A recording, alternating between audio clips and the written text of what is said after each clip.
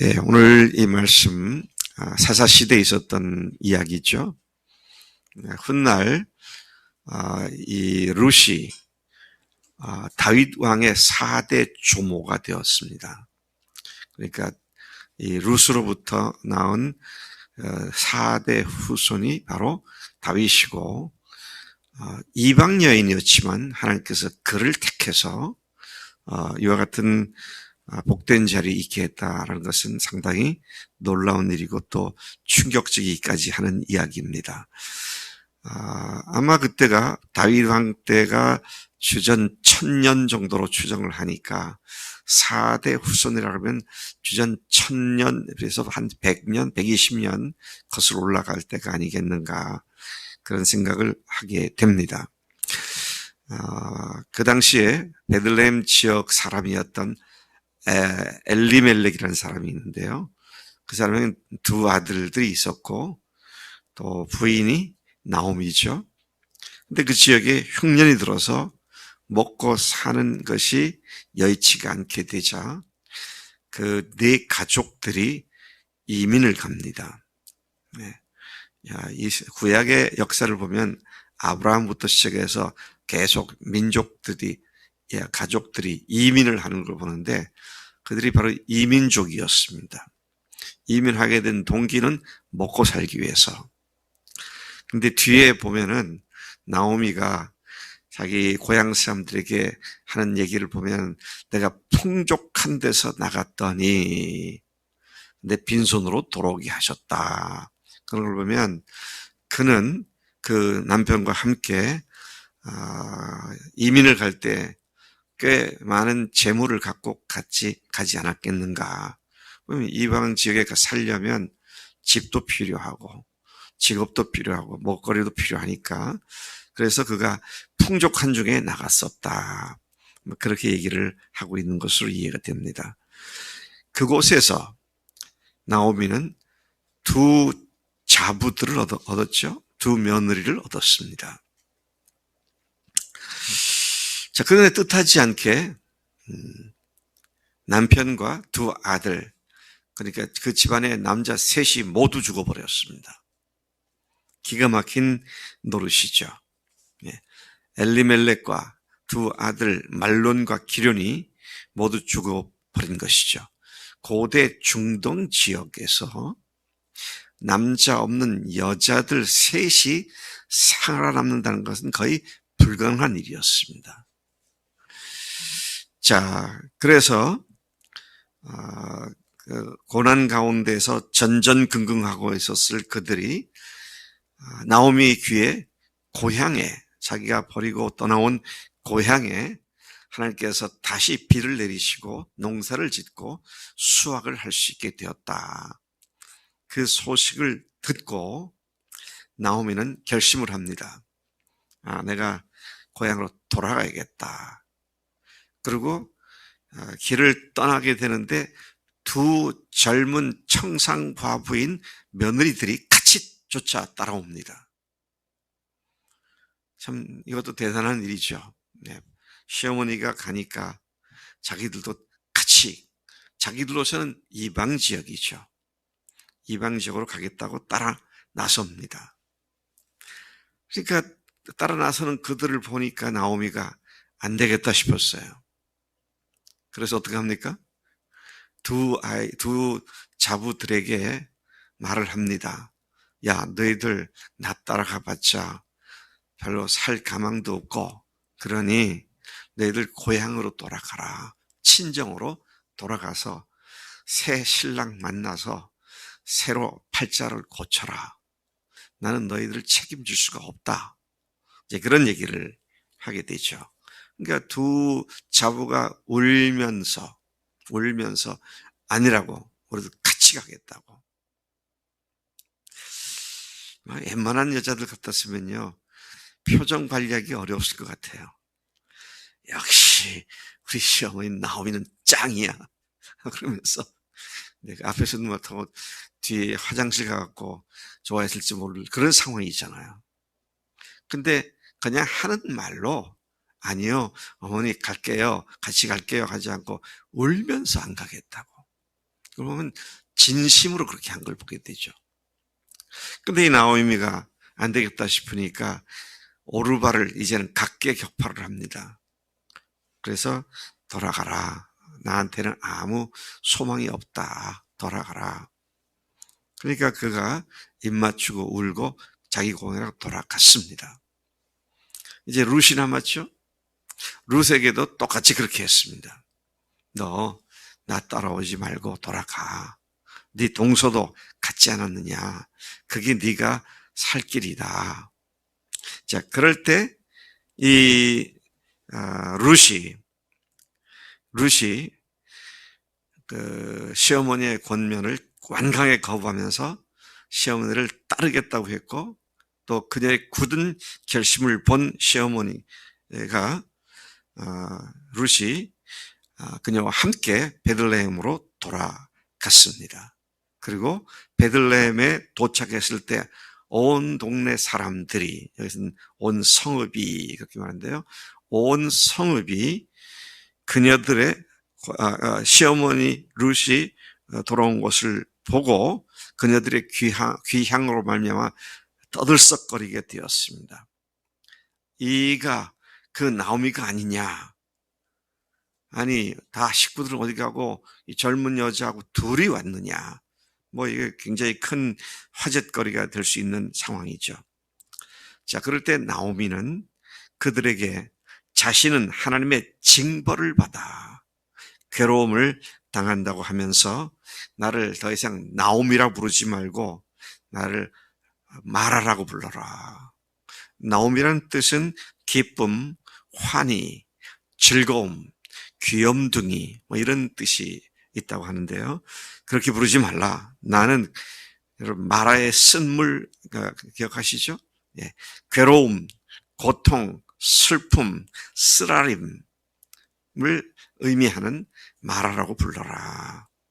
자, 여기까지가 오늘 본문 말씀입니다. 네. 그리고 그때가 보리 이삭할 때, 보리 추수할 때였다. 보리 수확할 때였다. 그렇게 말이 끝나게 됩니다. 우리는 이 말씀에서 두 가지 사실을 주목하게 됩니다. 네. 첫째는 젊디 젊은 과부 룻이 도대체 무슨 이유로 시어머니가 그렇게 두 번씩이나 강권했는데도 불구하고 고향으로 돌아가지 않고 별로 소망이 없어 보이는 나이 많은 시어머니를 쫓아갔을까? 자, 이것은 굉장히 심각한 의미를 담고 있는 질문이기도 하고 내용이기도 합니다. 여기에 대한 답을 우리는 16, 17절에서 충분히 찾아볼 수 있습니다. 16, 17절을 다시 돌아가 보면 룻이 이르되 내게 어머니를 떠나며 어머니를 따르지 말고 돌아가라. 강군하지 마옵소서. 어머니께서 가시는 곳에 나도 가고 어머니께서 머무시는 곳에 나도 머물겠나이다. 어머니의 백성이 나의 백성이고 나의 백성이 되고 어머니의 하나님이 나의 하나님이 되시리니.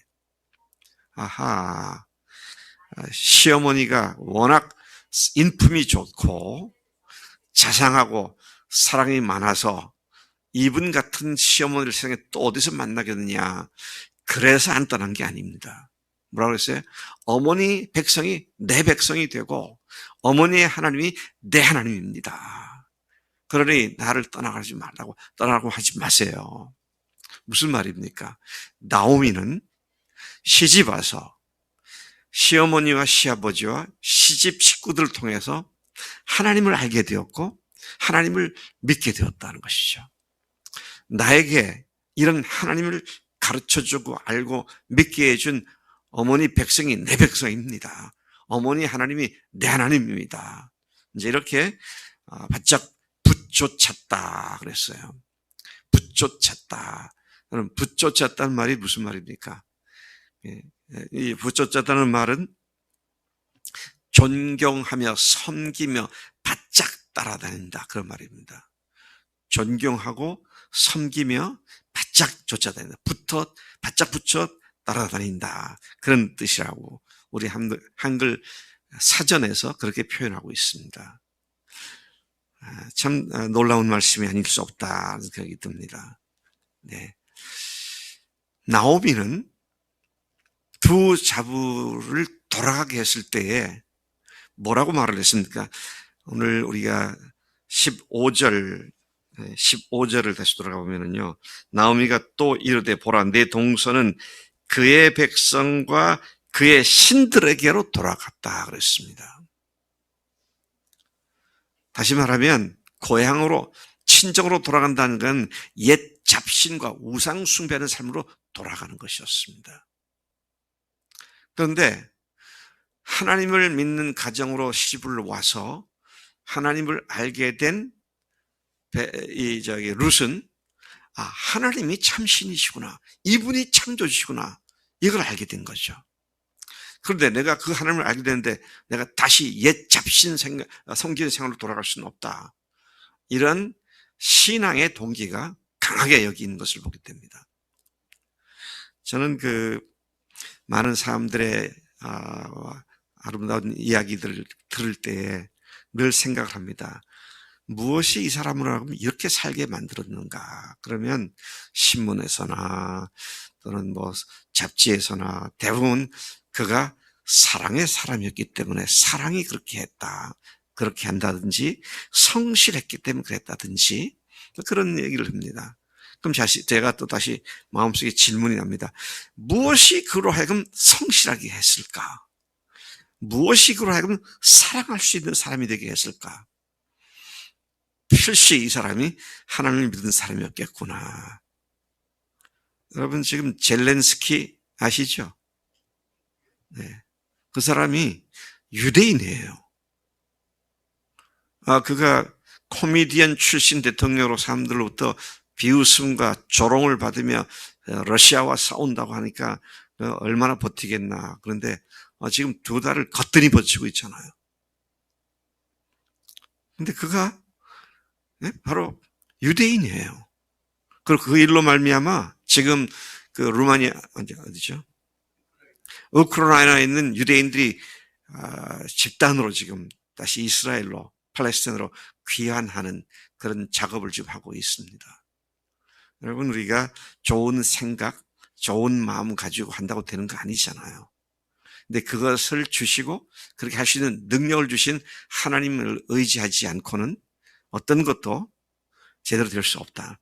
세상에 좋고 나쁜 걸 모르는 사람 어디 있어요? 다 좋은 거 알지요. 근데 안 되잖아요. 왜 안 됩니까? 자기 힘으로 하려니까 안 되는 거예요.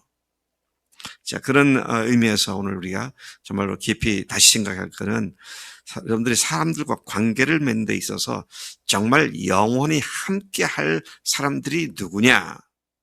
그럴 때 예수님을 주인으로 바꾸고 주님을 사랑하는 일에 목숨 건 사람들, 이런 사람들이 우리가 함께 같이 붙여줘야 할 사람들이다.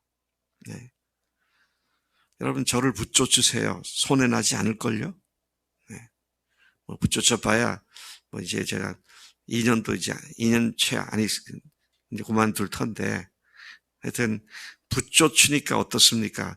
순종하고 따라가는 거죠. 자, 그 다음에 또 한 가지 주목할 사실은 나오미와 그 가족들에 대한 모습입니다. 왜 이민 갔어요? 먹고 살 길을 찾아간 거 아닙니까? 여기 있으면 죽을지 모르겠다. 그래서 가지도구 다 팔아서 돈을 만들어서 부유한 가운데 나갔습니다. 어려움을 피하기 위하여, 고난과 고통을 피하기 위하여 떠났습니다. 자, 그런데 결국은 빈털터리가 돼서 돌아왔다. 나오미는 남편과 2 아들들을 다 잃고 돌아왔다. 그러면서 어려움을, 여기서 우리가 알아야 할 것은 어려움을 피한다고 반드시 좋은 것만은 아니다라는 것입니다. 특히 악한 세상에 살면서 세상으로부터 오는 여러 어려움에 맞서서 그 어려움을 헤쳐나가는 아주 저돌적이고 공격적인 자세가 우리한테도 필요하다는 것입니다. 시 119편 71절에 보면 고난 당한 것이 내게 유익이라. 이로 인하여 내가 주의 율례를 배우게 되었나이다. 또 로마서 8장 18절에도 보면 생각건대 현재의 고난은 장차 우리에게 나타날 영광과 좋게 비교할 수 없도다. 여러분, 어려움을 누구나 피하고 싶지만 근데 피한다고 능사가 아니고요. 당면한 고난을 돌파할 때 더 큰 하나님의 은혜 자리에 들어가게 된다는 사실을 우리가 주목하게 됩니다. 저는 뭐 대단한 건 아니지만 중학교, 고등학교 때 참 영어 공부를 하느라고 애를 많이 먹었습니다. 호랑이 같은 큰아버님과 또 호랑이보다 더 무서운 사자 같은 형님 밑에서 중학교 영어 교과서를 한 과를 50번, 100번 계속 소리내서 읽으라고. 여름방 내내 영어 읽으라고. 참 미치겠더라고요. 이거 왜 이렇게 나를 못 살겠구나. 그렇죠. 근데 고등학교 2학년 때까지 그렇게 읽었어요. 저는 그거 읽은 것 때문에 문법 공부 특별히 하지 않았고요. 단어 공부 특별히 하지 않았는데 또 회화 공부 한 적이 없어요. 근데 고등학교 1학년 때 그때는 피스코 평화봉사단이라는 것이 있었어요. 미국에서 젊은 친구들이 와가지고 이제 중고등학교에 이렇게 교생처럼 와서 있었는데 처음 딱 만났는데 그냥 바로 영어가 튀어나오더라고. 그래가지고 그게 유학 가서 공부할 때도 아주 요긴하게 쓰임받고 또 지금도 외국에 가서 말이 안 통역하는 사람 신통자는 영어로 강의를 하게 되고 그러니까 중학교 2학년 때부터 시작해서 고등학교 2학년 때까지니까 4년, 3년 반 정도 했는데 평생을 써먹잖아요. 우리 현수도 참 영어 공부하는데 그냥 그렇게 해가지고 세계적으로 쓰임받았으면 좋겠어.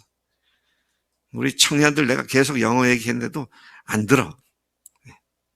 공부해야죠 하면서 안 하더라고요. 자, 제가 좀 영어 공부하자는 얘기는 아니고요. 고통이 오히려 큰 유익이 된다. 이 사실을 생각하고 하나님 이 고통이 왜 나에게 왔습니까? 주님 믿음으로 주님께서 주신 이유들을 아주 제대로 누릴 수 있도록 믿음을 주십시오. 그렇게 나아감이 우리의 마땅한 태도인 줄로 믿습니다. 하나님 아버지 감사합니다. 오늘 나오미와 룻의 그 귀향한 모습을 보면서 우리가 주님 앞에서 어떤 삶을 살아야 하는지를 다시 일깨워 주심을 감사합니다. 주님을 사랑하는 삶을 붙잡는 일이 우리의 평생 지속되게 하시고 또 고난을 과감히 격파하며 돌파하며 나가는 담대한 믿음도 허락해 주셔서 이 세상에 사는 동안 하나님께 영광 돌리는 귀한 삶의 연속이 되도록 복 주실 줄로 믿습니다. 감사하고 예수님의 이름으로 기도를 쌉나이다. 아멘. 아멘.